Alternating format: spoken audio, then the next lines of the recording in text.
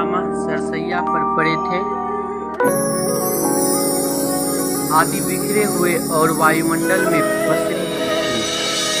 गिद्ध कुत्ते सियारों की उदास और डरावनी आवाजों के बीच निर्जन हो चुकी उस भूमि में द्वापर के सबसे महान योद्धा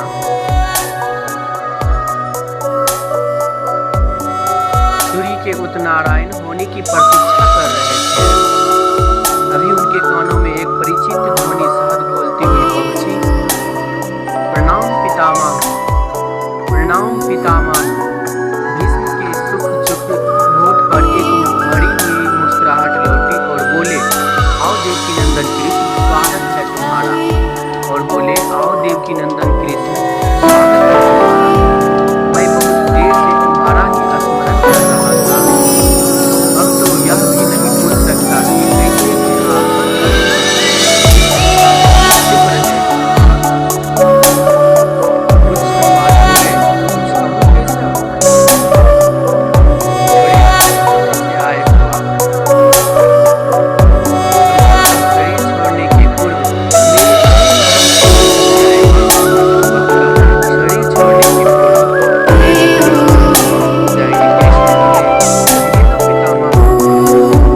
भीष्म पितामह ने कहा, एक बात बताओ, तुम तो और कहा, पितामह आपका कुछ नहीं। मेरा में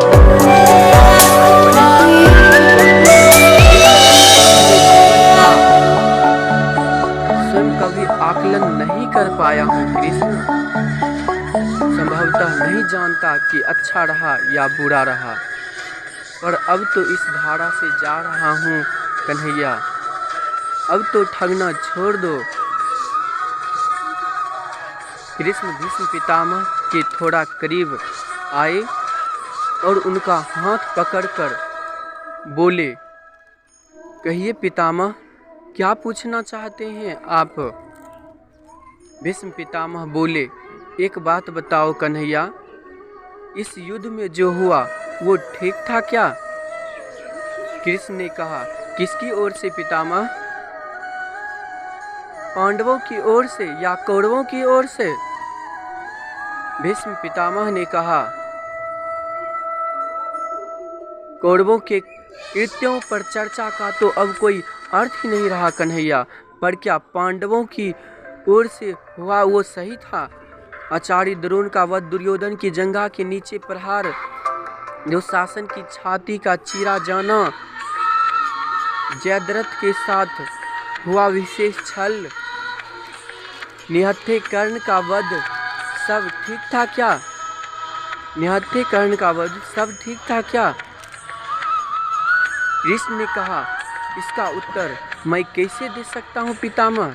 इसका उत्तर तो उन्हें देना चाहिए जिन्होंने यह किया। उत्तर दे दुर्योधन का वध करने वाले भीम, उत्तर दे कर्ण और जयद्रथ का वध करने वाले अर्जुन। मैं तो इस युद्ध में कहीं था ही नहीं पितामह। इस युद्ध में तो मैं कहीं था ही नहीं पितामह। भीष्म पितामह ने कहा, अभी भी छलना नहीं छोड़ोगे कृष्ण? विश्व भले कहता रहे कि महाभारत को अर्जुन और भीम ने जीता है, कि यह तुम्हारी और केवल तुम्हारी विजय है।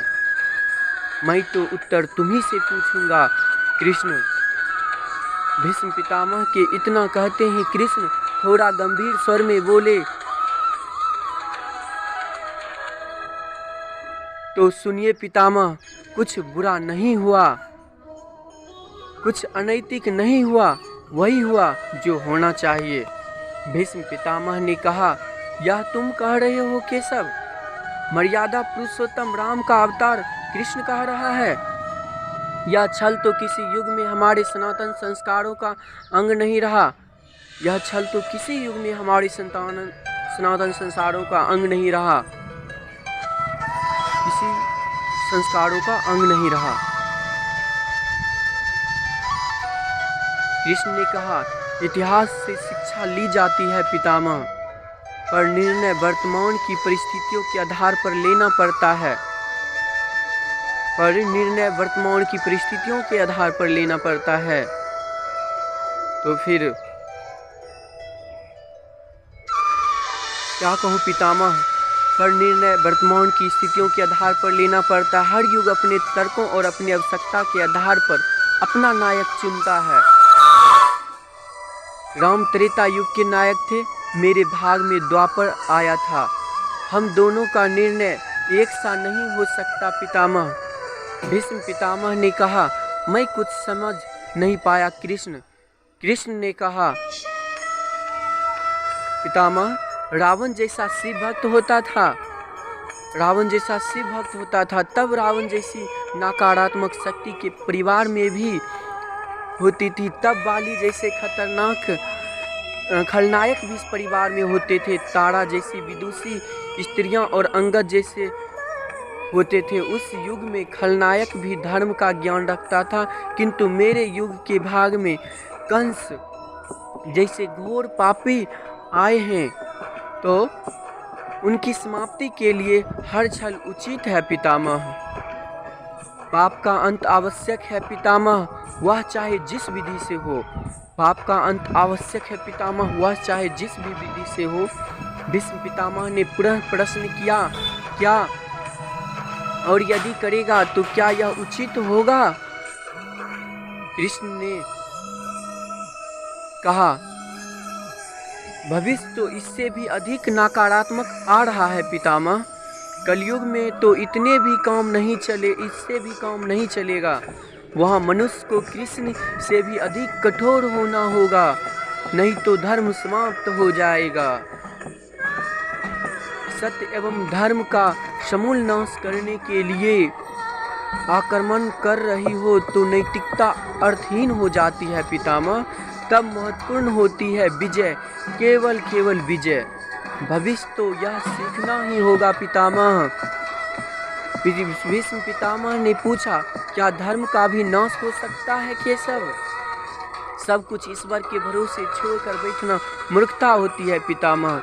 ईश्वर स्वयं कुछ नहीं करता, केवल मार्गदर्शन करता है। सब मनुष्य को स्वयं ही करना पड़ता है। तो बताइए ना पितामह, मैंने स्वयं इस युद्ध में कुछ किया क्या? सब पांडवों को ही करना पड़ा ना। जो कुछ भी किया सिर्फ पांडव ने ही किया, यही प्रकृति का संविधान है। युद्ध के प्रथम दिन यही तो कहा था मैंने। कृष्ण की बातों को सुनकर भीष्म पितामह संतुष्ट लग रहे थे। उनकी आंखें धीरे धीरे बंद होने लगी। उन्होंने कहा, चलो कृष्ण, यह पृथ्वी पर अंतिम रात्रि है, कल संभवतः चले जाना होगा। अपने इस अभागे भक्त पर कृपा करना कृष्ण। कृष्ण ने मन ही में कुछ कहा और भीष्म को प्रणाम कर लौट चले। पर युद्धभूमि के उस डरावने अंधकार में भविष्य को जीवन का सबसे बड़ा सूत्र मिल चुका था। तो नैतिकता का पाठ आत्मघाती होता है। ईश्वर कुछ भी नहीं करते, ईश्वर सिर्फ राह दिखाते हैं। सब कुछ हमें ही करना पड़ता है, सब कुछ हमें करना पड़ता है। और ईश्वर के भरोसे हाथ पर हाथ रख के बैठे रहना मूर्खता होती है। और ईश्वर के भरोसे हाथ पर हाथ रख कर